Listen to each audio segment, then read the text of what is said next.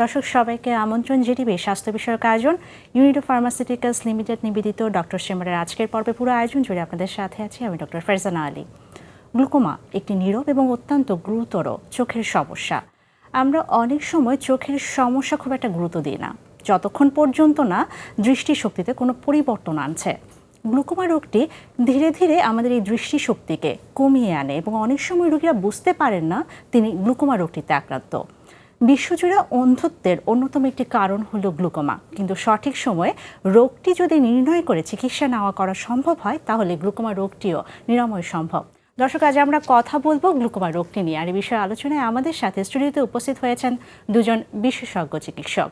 আজ আমাদের মাঝে উপস্থিত আছেন professor doctor Iftekhar Mohammad Munir, senior glaucoma consultant, Bangladesh eye hospital, Malibagh, Dhaka, এবং আছেন doctor Shams Mohammad Noman, associate professor and head of glaucoma, Bangladesh medical university, consultant, Bangladesh eye hospital, Uttara, Dhaka. Sir, আপনাদের দুজনকে আমন্ত্রণ জানাচ্ছি আমাদের আজকের পর্বে।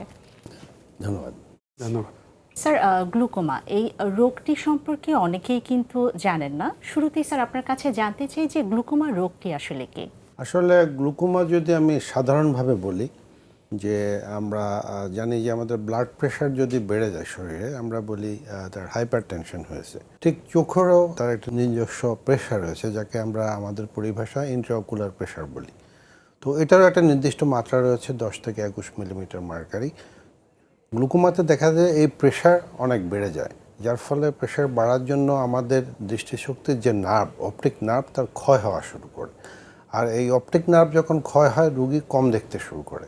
এই যে চোখের প্রেশার বেড়ে যাওয়া, অপটিক নার্ভের ক্ষয় হওয়া এবং রুগীর কম দেখা, এগুলি সব কিছু মিলিয়েই আমরা এই রোগটিকে গ্লুকোমা রোগ বলি। স্যার কিন্তু খুব সুন্দর করে গ্লুকোমা রোগটিকে এই বিষয়টি বলছিল। আমি একটু জানতে চাই যে গ্লুকোমা রোগটি হওয়ার পেছনে কারণগুলো কি? গ্লুকোমা কিছু রিস্ক ফ্যাক্টর আছে, যেগুলো মানুষ যদি ওসব রিস্ক ফ্যাক্টরগুলো ক্যারি করে তাদের গ্লুকোমা হওয়ার সম্ভাবনা থাকে। যেমন যদি আনকন্ট্রোল ডায়াবেটিস মেলাইটিস, যদি ডায়াবেটিস কন্ট্রোল না থাকে, যদি ব্লাড প্রেশার কন্ট্রোলে না থাকে, কারো যদি ফ্যামিলি হিস্ট্রি থাকে, যেমন বাবা মা কারো যদি গ্লুকোমা থেকে থাকে, কারো যদি মাইনাস পাওয়ারের চশমা পড়ে, বিশেষ করে মায়োপিয়া যাদেরকে আমরা বলি, যাদের হার্ট ডিজিজ থাকে বা ব্রেইনে কোনো ভাস্কুলার ডিজিজ থাকে, তাদের রিস্ক ফ্যাক্টর হিসেবে গ্লুকোমা ডেভেলপ করতে পারে। এছাড়াও বিভিন্ন কারণে গ্লুকোমা হতে পারে, যেমন সেকেন্ডারি কজ, যেমন আঘাতের কারণে হতে পারে, তারপর প্রদাহের কারণে হতে পারে, তারপরে বিভিন্ন রকম জন্মগত কারণেও গ্লুকোমা হতে পারে, বিশেষ করে বাচ্চাদের জন্মগত কারণেও গ্লুকোমা হতে পারে। আঘাত থেকে কিভাবে গ্লুকোমা হতে পারে? সাধারণত সবচেয়ে যে কমন যে আঘাতে গ্লুকোমা হয় সেটা হলো ব্লান্ট ট্রমা। যেমন কেউ ক্রিকেট খেলছে, ক্রিকেট বল গিয়ে চোখে পড়লো, কেউ ব্যাডমিন্টন খেলছে, ব্যাডমিন্টন ককটা ফেদারটা গিয়ে চোখে পড়লো, টেবিল টেনিস খেলছে, টেবিল টেনিসের বলটা গিয়ে চোখে পড়লো। মানে ব্লান্ট ট্রমা, শার্প কোনো ট্রমা না। ওতে চোখের যখন আঘাত লাগে তখন চোখের ভিতরে ব্লিডিং হয়, তারপর চোখের স্ট্রাকচারে কিছু অ্যাবনর্মালিটি হয়, তারপর চোখের সামনে পিছনে কিছু পর্দা ছিঁড়ে যায়, বিশেষ করে পিছনে রেটিনাল ডিটাচমেন্ট হয়, লেন্স, চোখের ভিতরে যে লেন্স আছে লেন্সটা গলে যায়, লেন্সটা সামনে পিছনে সরে যায়। বিভিন্ন কারণে চোখের ভিতরের যে আভ্যন্তরীণ যে স্ট্রাকচারাল যে অবস্থান সেটা চেঞ্জ হয়ে যায়, তখনই চোখে প্রেশার বেড়ে যায়, আর তখনই গ্লুকোমা হয়। স্যার, আপনার কাছে একটু আসবো যে একটু জানতে চাই, স্যার কিন্তু কারণের মধ্যে একটা কথা বলছিল প্রদাহজনিত। অনেকেই কিন্তু অ্যালার্জির সমস্যায় ভোগেন, দীর্ঘদিন ধরে অ্যালার্জির চিকিৎসা নেন। এই অ্যালার্জি বা প্রদাহজনিত সমস্যা থেকে গ্লুকোমা কিভাবে হতে পারে? সাধারণত আমাদের দেশে দেখা যায় চোখে অ্যালার্জি যখন হয়, সবাই কম বেশি স্ট্রং আর উইক স্টেরয়েড ইউজ করেন। তো স্টেরয়েড ম্যাজিক ড্রাগ আমরা জানি, এটা দিলে চুলকানি বা অ্যালার্জি রাতারাতি ভালো হয়ে যায়। তখন আমরা চিকিৎসকরা আসলে স্টেরয়েড দিলে একটা নির্দিষ্ট মেয়াদ দিয়ে দেয় যে আপনি এটা হয় 1 সপ্তাহ বা 2 সপ্তাহ, এর বেশি ইউজ করবেন না। কিন্তু অনেক ক্ষেত্রে দেখা যায় রুগীরা এটা দিয়ে যখন উনি সিমটোমেটিক্যালি রিলিভ হন, উনি 1-2 সপ্তাহের পরিবর্তে এটা মাসের পর মাস দিতে থাকেন, যার ফলে দেখা যায় যে এই স্টেরয়েড ইনডিউসড গ্লুকোমা, স্টেরয়েডের জন্য তার চোখের প্রেশার বেড়ে গিয়ে অপটিক নার্ভ ক্ষয় হয়ে গ্লুকোমা হয়ে গেছে, যার ফলে এটা আমরা অহরহ অনেক রোগীর কাছে পেয়ে থাকি। স্যার, চমৎকার বলেছেন। স্যার, আপনার কাছে একটু আসতে চাই। স্যার, আপনি কারণের মধ্যে কারা ঝুঁকিতে আছেন সেই বিষয়টাও বলছিলেন। একটু বাচ্চাদের বিষয়ে জানতে চাই যে বাচ্চাদের গ্লুকোমা হওয়ার কোনো সম্ভাবনা আছে কিনা? দেখা যায় যে কিছু কিছু বাচ্চা বড় বড় চোখ নিয়ে জন্মগ্রহণ করে, তো প্যারেন্টসরা খুশি হয় যে বাচ্চা ডাগর চোখ, বড় বড় চোখ, সুন্দর, কিন্তু এই সুন্দর চোখের আড়ালেই কিন্তু লুকিয়ে আছে জন্মগত গ্লোকোমা। তো জন্মগত গ্লোকোমা আসলে কাদের হয়? বেসিক্যালি বাবা মায়ের যদি গ্লোকোমা থাকে, আত্মীয় স্বজনের ভিতরে বিশেষ করে চাচাতো ফুফাতো ভাই বোনের মধ্যে বিয়ে শাদী হয়, তাদের ক্ষেত্রে বাচ্চাদের গ্লোকোমা হতে পারে। এছাড়াও বিভিন্ন রকম মেডিসিনের কারণেও, বিশেষ করে প্রেগনেন্সির সময় বিভিন্ন মেডিসিনের কারণেও বাচ্চাদের গ্লোকোমা হতে পারে। তো বাচ্চাদের গ্লোকোমার যেটা ইম্পর্টেন্ট সেটা হলো যে বাচ্চার চোখ বড় হবে, বাচ্চার চোখ থেকে পানি পড়বে, ফটোফোবিয়া হবে। আমরা এটাকে বলি ফটোফোবিয়া, ল্যাক্রিমেশন এবং ব্লেফারোস্পাজম, তিনটা ট্রায়াড। যে চোখে আলোর দিকে তাকাতে পারবে না, পানি পড়বে এবং চোখটা বন্ধ করে থাকবে। যখনই এরকম হবে তখনই ধরে নিতে হবে যে বাচ্চার গ্লোকোমা হওয়ার সম্ভাবনা আছে। এবং বাচ্চাদের গ্লোকোমাটা খুব বেশি ইম্পর্টেন্ট, কারণ এটা যদি আর্লি চিকিৎসা না করা হয় বাচ্চা ব্লাইন্ড হয়ে যায়। এবং এবং এটা এমন একটা গ্লোকোমা যেটা মেডিসিনে কখনো এটা ভালো হয় না। সাময়িক কিছুদিন রাখা যায়, কিন্তু অ্যাজ আর্লি অ্যাজ পসিবল বাচ্চার চোখে অপারেশন করে বাচ্চার গ্লোকোমা চিকিৎসা করতে হয়। স্যার, আপনার কাছে একটু জানতে চাই যে অনেক সময় দেখা যায় অনেক রোগী বুঝতে পারেন না তিনি গ্লুকোমার সমস্যায় ভুগছেন। আমি একটু লক্ষণ সম্পর্কে জানতে চাই যে কী ধরনের লক্ষণগুলো প্রকাশ পেলে একজন রোগী বুঝতে পারবেন তিনি গ্লুকোমায় আক্রান্ত হয়েছে? লক্ষণগুলি গ্লুকোমার প্রকারভেদের উপর অনেকটা নির্ভর করে। যেগুলি উন্মুক্ত কোন গ্লুকোমা, সেগুলি আসলে রুগী সাধারণত খুব একটা ভালো বুঝেন না, যদি না গ্লুকোমাটা অনেক অ্যাডভান্স ফর্মে প্রেজেন্টেড হয়। তো সাধারণত ডাক্তাররা এটা দেখে ডায়াগনোসিস করে। তো এই জন্য এটাকে অনেকটা শীত কাটা চোর বলা হয় আমাদের বাংলা ভাষা, অনেকে গ্রাম অঞ্চলে পরিচিত আছে। রাতে মালিক ঘুমিয়ে আছেন, তো আগে তো মাটির ঘর ছিল, তো শীত কেটে চোর ঢুকে ওনার বাড়ির সব জিনিসপত্র নিয়ে চলে গেছে। মালিক সকালে উঠে দেখে যে বাড়ি চুরি হয়ে গেছে। তো চোরটা হচ্ছে গ্লুকোমা, চুরি করে দৃষ্টি নিয়ে চলে গেছে, আর মানুষ যে পেশেন্ট সে জানতে পারে না। জিনিসটা হচ্ছে অনেকটা এরকম উন্মুক্ত কোন গ্লুকোমার বেলা। কিন্তু যেগুলি বন্ধ কোন গ্লুকোমা সেগুলি আবার কিন্তু উল্টো। সেগুলি হচ্ছে, এটাকে আমরা ডাকাত বলতে পারি, যে বাড়িতে ডাকাত পড়েছে, ডাকাত এসে বোমাবাজি করে একেবারে হইচই করে বাড়ির জিনিসপত্র নিয়ে গেল। তো এই বন্ধ কোন গ্লুকোমার বেলা হয়, দেখা যায় যে চোখে সাংঘাতিক পেইন, চোখ লাল হয়ে গেছে, রোগী বমি শুরু করে, যার ফলে এটা আর্লি ডায়াগনোসিস করা যায় যেহেতু সিমটোমেটিক। তো এই দুই ধরনের, যেটা উন্মুক্ত বন্ধ কোন গ্লুকোমা, এটা আমরা এইভাবে ডায়াগনোসিস করতে পারি। আর পেডিয়াট্রিক বা শিশু গ্লুকোমার কথা আমার সহ-আলোচক তো বলতে নেই, যেটা কীভাবে আমি ধরতে পারি। স্যার, গ্লুকোমার রোগীরা যখন আপনাদের কাছে আসেন চিকিৎসা কিভাবে দিচ্ছেন? গ্লোকোমা অলরেডি আমার কলিগ দুই ধরনের গ্লোকোমার কথা বলেছে, একটা ওপেন অ্যাঙ্গেল, একটা হলো ক্লোজ অ্যাঙ্গেল। সো দুই ধরনের গ্লোকোমার চিকিৎসার প্রকারভেদ দুই রকম।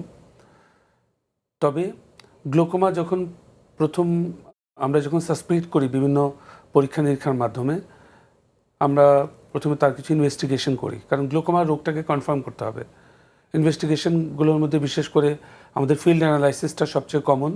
তার সাথে ওসিটি, অপটিক্যাল কোহেরেন্স টোমোগ্রাফি, একটা স্ক্যানিং মেথড আছে যেটা নার্ভটাকে স্ক্যান করা হয়। আমাদের দেশে গ্লোকোমা চিকিৎসার সব ধরনের ইনভেস্টিগেশন প্রসিডিউরস আমাদের দেশে আছে, বিশেষ করে বাংলাদেশ আই হসপিটালে। তো আমরা যখন ডায়াগনোসিস করি তখন আমাদেরকে তার চোখের প্রেশারের উপর ডিপেন্ড করে আমাদেরকে ঠিক করতে হয় যে আমরা কোন মেডিসিনটা ইউজ করব। এবং দেখা যায় যে কারো যদি চোখের প্রেশার একটু কম থাকে তাহলে একটা চোখে গ্লোকোমা ড্রপ একটা হলেই হয়ে যায়। কারো যদি চোখের প্রেশার একটুখানি বেশি থাকে তাহলে 2টা ড্রপ লাগে। কারো যদি চোখের প্রেশার আরেকটুখানি বেশি থাকে তাহলে 3টা 4টা, এভাবে আমরা মেডিসিন দিয়ে আমরা চোখের প্রেশারটাকে কন্ট্রোল করার চেষ্টা করি। তবে একটা জিনিস খুব ইম্পর্টেন্ট, রিস্ক ফ্যাক্টরটাকে অবশ্যই কন্ট্রোল করতে হবে, বিশেষ করে ডায়াবেটিস, ব্লাড প্রেশার, এগুলো কন্ট্রোল করতে হবে। প্রদাহ থাকলে প্রদাহটা নিয়ন্ত্রণ করতে হবে। অন্য কোনো সেকেন্ডারি কজ থাকলে সেটাকে, বিশেষ করে লেন্স রিলেটেড, ট্রমা রিলেটেড যে প্রবলেমগুলো আছে এগুলো সলভ করতে হবে। তাহলে গ্লোকোমা রোগ মেডিসিনের মাধ্যমে নিয়ন্ত্রণ করা সম্ভব। স্যার, আপনার কাছে একটু জানতে চাই যে গ্লুকোমা রোগটিতে অপারেশনের কখন প্রয়োজন পড়ছে? সবসময় কি মেডিসিনের মাধ্যমে এই গ্লুকোমা রোগটি নিরাময় করা সম্ভব কিনা? প্রথমত আমরা যখন একজন রোগী গ্লুকোমা ডায়াগনোসিস করি, প্রথমে আমরা চেষ্টা করি মেডিসিনের মাধ্যমে তার চোখের প্রেশার নিয়ন্ত্রণ করে একটা নির্দিষ্ট পর্যায়ে প্রেশারটা নামিয়ে আনি। যদি ওই প্রেশারে তার আর ফার্দার ডিটোরিয়েট না করে তাহলে আমরা মেডিসিন দিয়ে ট্রিটমেন্ট করি। কিন্তু যদি দেখা যায় যে তার ফার্দার ডিটোরিয়েট করে, সেক্ষেত্রে আমরা সার্জিক্যাল অপশানে যাই। তো একটা জিনিস যেটা ভালো হয়েছে কি, সেটা আমাদের দেশে আপনি জানেন যে আমাদের মেডিকেল সেক্টরের গত 10 বছরে বা 15 বছরে অনেক ইমপ্রুভমেন্ট হয়েছে। আগে আমাদের দেশে সব ওষুধই ম্যাক্সিমাম ইম্পোর্টেড ওষুধ আমরা ব্যবহার করতাম। এখন আমরা আমাদের দেশের যে প্রয়োজন সেটা মেটানোর পরও আমাদের অনেক কোম্পানি কিন্তু বাইরে এক্সপোর্ট, ইউরোপ আমেরিকাতে পর্যন্ত এক্সপোর্ট করে। ঠিক আমাদের যে অ্যান্টিগ্লুকোমা ড্রাগগুলি যেগুলি আছে সেগুলি আগে সব বাইরের থেকে আসতো, যার ফলে দেখা যেত এগুলির দাম অনেক ছিল, আমাদের সাধারণ জনগণ এগুলি কিনতে পারতো না।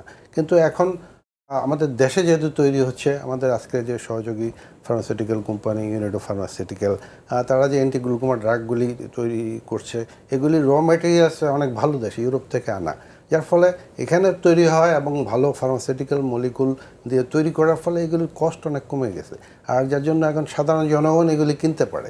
আর এগুলি ইউজ করাতে ওই যে আমি যেটা প্রথম বলছিলাম যে চোখের প্রেশার, এটা আমরা অনেক দূর নামিয়ে আনতে পারি, যার ফলে আগে যে পরিমাণে সার্জারির প্রয়োজন ছিল সেটা কিন্তু অনেক কমে গেছে।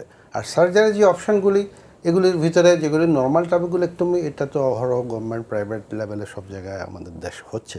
আর এর ভিতরে অ্যাডভান্স যেগুলি, যেমন গ্লুকোমা ড্রেনেজ ডিভাইস বা অন্যান্য এমআইজি সার্জারি যে অপশনগুলি, এগুলিও এখন বাংলাদেশে হচ্ছে সরকারি বেসরকারি লেভেলে। যার ফলে আমাদের এখন আসলে গ্লুকোমা ম্যানেজমেন্টের মেডিকেলেই বলি, লেজার সিস্টেমেই বলি বা সার্জিক্যাল অন্য অপশনগুলিই বলি, এটা মোটামুটি আমরা একটা বিশ্বমান পর্যায়ে চলে গেছি। স্যার, এর মধ্যে কিন্তু আমরা জানলাম যে ইউনিডো ফার্মাসিউটিক্যালস কিন্তু একটা বিশেষ অবদান রাখছে গ্লুকোমার চিকিৎসার ক্ষেত্রে। স্যার, আপনি বাংলাদেশ আই হসপিটালে আছেন, আমি একটু চিকিৎসার বিষয়ে জানতে চাই যে গ্লুকোমার রোগীদের চিকিৎসার জন্য বাংলাদেশ আই হসপিটালে কী ধরনের সুযোগ সুবিধা আছে? গ্লুকোমা চিকিৎসা বলতে গেলে যেটা দুই ভাগ, আমার সহ আলোচক বলছিলেন যে একটা ডায়াগনোসিস, দ্বিতীয়টা হচ্ছে ট্রিটমেন্ট। ডায়াগনোসিস করতে গেলে এখন অনেক ভালো ভালো যন্ত্র দেওয়া হয়, যেমন visual field analyser, OCT, UVM, এই যে সমস্ত জিনিসপত্রগুলি আগে বাংলাদেশে ছিল না। হয়তো গভর্নমেন্ট লেভেলে আমরা জাতীয় চক্ষুবিজ্ঞান ইনস্টিটিউট বা বিএমইউ এগুলিতে কিছু কিছু ছিল, কিন্তু সবার তো অ্যাপ্রোচ ওই জায়গায় ছিল না। কিন্তু বাংলাদেশ আই হসপিটালে এখন এই যে 8-10টা ব্রাঞ্চ, সব জায়গাতেই কিন্তু এই আধুনিক যন্ত্রপাতিগুলি অ্যাভেলেবেল হয়ে গেছে এবং এটা সাশ্রয়ী মূল্যে রুগীরা এগুলি করতে পারেন, যার ফলে ডায়াগনোসিসের দিক থেকে এখন কিন্তু আমরা অনেক এগিয়ে গেছি। আর চিকিৎসার ক্ষেত্রে ইউনিডো ফার্মাসিউটিক্যাল বা অন্যান্য যেগুলো ফার্মাসিউটিক্যাল কোম্পানি, তারা কিন্তু অনেক বিশ্বমানের অ্যান্টিগ্লুকোমা ড্রাগ নিয়ে এসছে এবং সার্জিক্যাল ডিভাইস আমি যেগুলো বলছিলাম যে আহমেদ গ্লুকোমা ভাল্ব, আদি ভাল্ব বা এমআইজিএসের বিভিন্ন যেগুলি ডিভাইস, এগুলি এখন বাংলাদেশে পাওয়া যাচ্ছে, যার ফলে এগুলো আমরা ইউজ করে মোটামুটি আমরা একটা বিশ্বমানের ট্রিটমেন্ট বাংলাদেশ আই হসপিটাল থেকে আমরা দিতে পারছি। স্যার, আপনার কাছে একটু আসবো যে রোগীরা যদি সঠিক সময়ে গ্লুকোমার চিকিৎসা না নেন, তাহলে সেক্ষেত্রে কী ধরনের জটিলতা হওয়ার সম্ভাবনা আছে? সঠিক সময়ে চিকিৎসা না দিলে স্ট্রেট যে কথা সেটা হলো যে পেশেন্ট খুব তাড়াতাড়ি অন্ধ হয়ে যেতে পারে। কারণ খোলা কোনা গ্লোকোমা অথবা ওপেন অ্যাঙ্গেল গ্লোকোমা সেটা পেশেন্ট কিছুই টের পায় না, কারণ তার সেন্ট্রাল ভিশনটা থেকে যায়, কিন্তু তার পেরিফেরি দৃষ্টির পরিধিটা আস্তে আস্তে ছোটো হয়ে আসে। তো সেই ক্ষেত্রে আর্লি যদি তার চিকিৎসা না নেয়, তাহলে আলটিমেটলি সেন্ট্রাল ভিশন চলে যায় এবং পেশেন্ট অন্ধ হয়ে যায়। এছাড়াও যেগুলো বন্ধ কোনা গ্লোকোমা, সেগুলোতে যেটা হয় যে চোখে প্রচণ্ড ব্যথা হবে, তারপরে চোখে ব্যথা হতে হতে এমন একটা অবস্থা হবে যে একটা সময় অপারেশন অথবা চিকিৎসা করেও লাভ হয় না, এবং এত ব্যথা হয় যে পেশেন্ট এত কষ্ট পায়, পেশেন্টই বলে যে আমার চোখটা তুলে ফেলেন।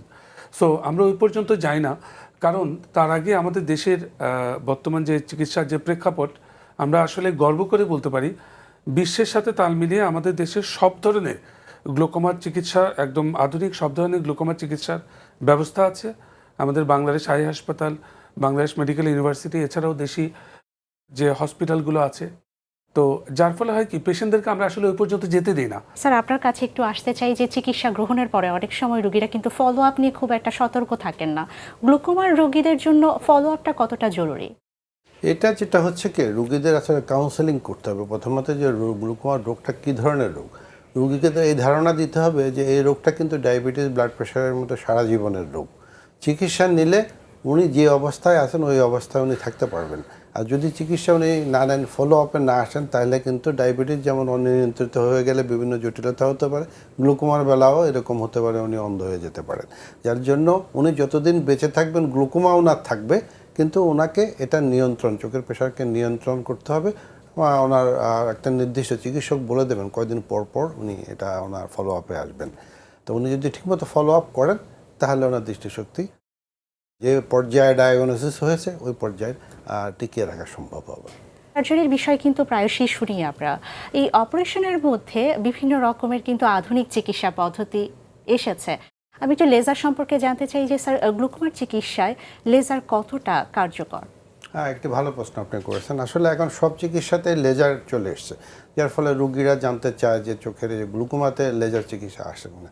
এটা আমি গর্ব সহকারে বলতে পারি, বাংলাদেশে এখন আসলে গ্লুকোমাতে লেজার চিকিৎসার যতগুলি অপশন আছে তা সবগুলি এখন আমাদের এই যে বাংলাদেশ আই হসপিটালে আছে। ধরেন আপনি এসএলটি, যেটা এক ধরনের চিকিৎসা, চোখের ওষুধের পরিবর্তে খুবই আর্লি ফর্মে যদি গ্লুকোমা আসে, তাহলে যদি এসএলটি করা যায় তার হয়তো ওষুধ বাদেই তার চোখের প্রেশার নিয়ন্ত্রণ করা সম্ভব। আবার এক ধরনের যে বন্ধকোণ গ্লুকোমা আমি প্রথম দিকে আলোচনা করছিলাম, ওই ধরনের রোগী যদি প্রাথমিক পর্যায়ে আছে, আমরা এলপিআই লেজার পেরিফেরাল আয়োডোটমি ওটা যদি করে দেই, তাহলে ওনারা গ্লুকোমার ফার্দার প্রোগ্রেস করবে না। আবার এক ধরনের লেজার আছে যে লেজার ধরেন ওনার ট্রিটমেন্ট আগে মেডিকেল ফেল হয়েছে, সার্জারি করতে গিয়ে ওনার আসলে খুব একটা প্রেশার নিয়ন্ত্রণ করা সম্ভব হচ্ছে না, সেক্ষেত্রে ডিএলসিপি বলে ডায়ারেক্ট লেজার সাইক্লো অ্যাবলেশন মেশিন, এইটা জাস্ট আমাদের দেশে দুই একটা সেন্টারে আছে। বাংলাদেশ আই হসপিটালও অলরেডি আমরা এটা ইনস্টল করেছি এবং খুব সাশ্রয়ী মূল্যে আমরা এটা দেওয়ার জন্য চেষ্টা করছি।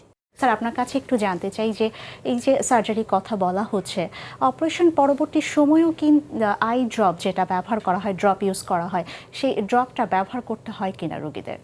এটা খুব কমনলি রোগীরা জিজ্ঞেস করে আমাদেরকে যে অপারেশনের পরেও কি ড্রপ ব্যবহার করার প্রয়োজন আছে কিনা। আমি তার আগে একটা কথা বলতে চাই যে গ্লুকোমা চিকিৎসায় সর্বাধুনিক যে পদ্ধতি, যেটাকে আমরা বলি সার্জারির, যেটা minimally invasive glaucoma surgery, MIGS, এটা বাংলাদেশে এখন এটা হচ্ছে বিশ্বের সাথে তাল মিলিয়ে। বাংলাদেশের বেশিরভাগ টার্সিয়ারি সেন্টারেই গ্লুকোমা ডিপার্টমেন্টে এই সার্জারিটা হচ্ছে এবং সেটা খুব স্বল্প মূল্যে খুব সুন্দরভাবে সাফল্যজনকভাবে জিনিসটা হচ্ছে। সো এই যে আমরা সার্জারি করে দিলাম, তারপর ওষুধটা লাগবে কিনা, ইট ডিপেন্ডস। যেমন বেশিরভাগ ক্ষেত্রে অ্যাটলিস্ট 80 to 90% ক্ষেত্রেই সার্জারি পরে আসলে তারা ড্রপ প্রয়োজন পড়ে না। যদি সে ফলো আপে না থাকে, তাহলে ডাক্তারের যে পরামর্শ অনুযায়ী যদি সে ফলো আপে না আসে, তাহলে সে সার্জারি মাইল্ডলি ফেল হতে পারে, তখন হয়তো বা 2-1টা ওষুধ লাগতে পারে। আবার কারো কারো ক্ষেত্রে কিছু কিছু সার্জারি আছে যেগুলো খুব খুব জটিল গ্লোকোমা, সেগুলো যদি অ্যাপ্রোপ্রিয়েট সার্জারি না করা হয়, তাহলে সেই ক্ষেত্রেও কিন্তু সার্জারি ফেল হতে পারে, সেই ক্ষেত্রে আবার ওষুধ লাগতে পারে। বাট ওষুধ লাগার পরেও যদি ইন্ট্রাকুলার প্রেশার, চোখের প্রেশারটা যদি কন্ট্রোলে থাকো, সেটাকে আমরা সাকসেস হিসেবে ধরে নিতে পারি। কিন্তু পেশেন্টের ফলো আপটা বেশি ইম্পর্টেন্ট এখানে। ডাক্তারের কাছে পেশেন্টকে আসতে হবে এবং সার্জারি পরে পেশেন্টের পোস্ট সার্জিক্যাল যে পরিচর্যা, সেটা মেনটেন করতে হবে। মানে সচেতন থাকতে হবে সার্বিকভাবে। স্যার, আপনার কাছে একটু জানতে চাই যে অনেক সময় দেখা যায় ক্যাটারেক্টে অনেক রোগী ভুগছেন, আবার অনেকে গ্লুকোমায় সমস্যায় ভুগছেন। রোগীরা বুঝতে পারেন না যে তিনি ক্যাটারেক্টে ভুগছেন নাকি গ্লুকোমাতে। এই বিষয়টাই স্যার আপনার কাছে একটু জানতে চাই। সাধারণত ক্যাটারেক্ট বা গ্লুকোমা, প্রাইমারি গ্লুকোমাগুলি, এগুলি একটা নির্দিষ্ট 40-50 বছরের রোগীদের হয়ে থাকে, যার ফলে যখন কম দেখে উনি মনে করেন যে ওনার ছানি হয়েছে, ছানিটা একটু ম্যাচিউর হলে উনি এটা অপারেশন করেন।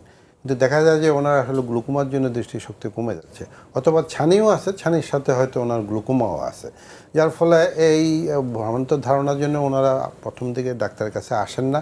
একেবারে শেষের দিকে যখন আসেন, তখন দেখা যায় যে অপটিক নার্ভ ড্যামেজ হয়ে যাওয়ার জন্য ওনার আসলে আমরা দৃষ্টিশক্তি ফিরিয়ে আনতে পারি না।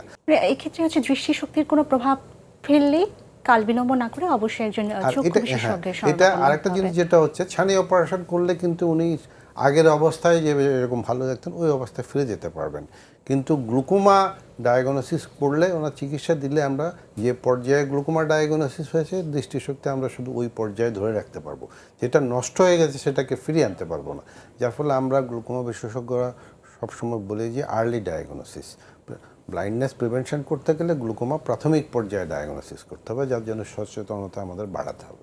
স্যার, অসংখ্য ধন্যবাদ। স্যার, আপনার কাছে একটু জানতে চাই যে বাংলাদেশের প্রেক্ষাপটে বর্তমানে গ্লুকোমা রোগীর সংখ্যা কেমন, বা এই ক্ষেত্রে আসলে কীরকম রোগী আপনারা পাচ্ছেন? 2022 সাল থেকে শুরু করে 2025 সাল পর্যন্ত বাংলাদেশ গ্লুকোমা সোসাইটি পুরো বাংলাদেশে একটা সার্ভে করেছে, যেটা ব্রিটিশ জার্নাল অফ অপথলমোলজি, সেখানে অলরেডি আমরা পাবলিশ করেছি। এবং এই সার্ভেটা পুরো বিশ্বে বহির্বিশ্বে অনেক প্রশংসিত হয়েছে। এই সার্ভে রিপোর্ট অনুযায়ী আমাদের টোটাল যে জনসংখ্যা তার 3.2 ভাগ মানুষের গ্লোকোমা আছে, প্রায় 2 মিলিয়ন পিপল গ্লোকোমা আক্রান্ত, এবং এর মধ্যে দেখা যায় যে অলমোস্ট 50% কেস অ্যাডভান্স গ্লোকোমা নিয়ে প্রেজেন্ট করে, যে খুব আর্লি স্টেজে কিন্তু ওদের ডায়াগনোসিস হয় না। বেশ কিছু পেশেন্ট আছে যারা আবার গ্লোকোমা হয়নি কিন্তু চোখের ভিতরে প্রেশার বেড়েছে, ওই অবস্থায়ও প্রেজেন্ট করে। তো এটা আমাদের জন্য সব অনেক সুবিধা, যে চোখের প্রেশার বাড়লো কিন্তু এখনও নার্ভ ড্যামেজ হয়নি। ওই অবস্থায় যদি আমরা পেশেন্টকে আইডেন্টিফাই করতে পারি তাহলে অ্যাটলিস্ট যে পরিমাণ ব্লাইন্ডনেস আছে তার অ্যাটলিস্ট 50% ব্লাইন্ডনেস কমিয়ে আনা সম্ভব। তো সেই ক্ষেত্রে দরকার হলো আমাদের সচেতনতা, জনগণের সচেতনতা, তথা এ ধরনের যে ইউনিডো ফার্মাসিউটিক্যালস যে প্রোগ্রামটার আয়োজন করেছে, গাজীটিপিকে ধন্যবাদ। যেরকম একটা জনসচেতনামূলক অনুষ্ঠান প্রচার হওয়া দরকার, তাতে মানুষের মধ্যে সচেতনতা বাড়বে। এবং একটু এই যে আলোচনাগুলো হলো, একটু সিমটম দেখলে ডাক্তারের কাছে যাবে, প্রাইভেট চেম্বারে যাওয়ার দরকার নেই, মেডিকেল কলেজে আছে, বিভিন্ন জায়গায় আছে যেখানে ফ্রি চিকিৎসার ব্যবস্থা আছে। খুব আর্লি স্টেজে গ্লোকোমা চিকিৎসা করিয়ে নিলে অন্ধত্ব থেকে জনগণকে রক্ষা করা যাবে। স্যার, আপনাদের দুজনকে অসংখ্য ধন্যবাদ। আমাদের আলোচনার মাধ্যমে আমরা যে বিষয়টি উঠে আসলো, যে গ্লুকোমার রোগটি যখনই কেউ আক্রান্ত হবে কাল বিলম্ব না করে অবশ্যই চিকিৎসকের শরণাপন্ন হতে হবে, এবং এক্ষেত্রে সচেতনতা অত্যন্ত গুরুত্বপূর্ণ। স্যার, আপনাদের দুজনকে অসংখ্য ধন্যবাদ আমাদের সাথে সম্পৃক্ত হয়ে গুরুত্বপূর্ণ তথ্য এবং পরামর্শ প্রদানের জন্য। আপনাকেও ধন্যবাদ, সেই সাথে গাজী টিভি সকল কলাকুশলী এবং আজকে যারা দর্শক শ্রোতা অনুষ্ঠানটি দেখছেন তাদেরকেও ধন্যবাদ। দর্শক, এই ছিল আমাদের আজকের পর্বে। সবার সুস্বাস্থ্য কামনা করে শেষ করছি ইউনিডো ফার্মাসিউটিক্যালস লিমিটেড জিটিভি স্বাস্থ্য বিষয়ক আয়োজন ডক্টর চেম্বারে আজকের পর্ব। সবাই ভালো থাকুন, সুস্থ থাকুন, জিটিভির সাথেই থাকুন। ধন্যবাদ সবাইকে।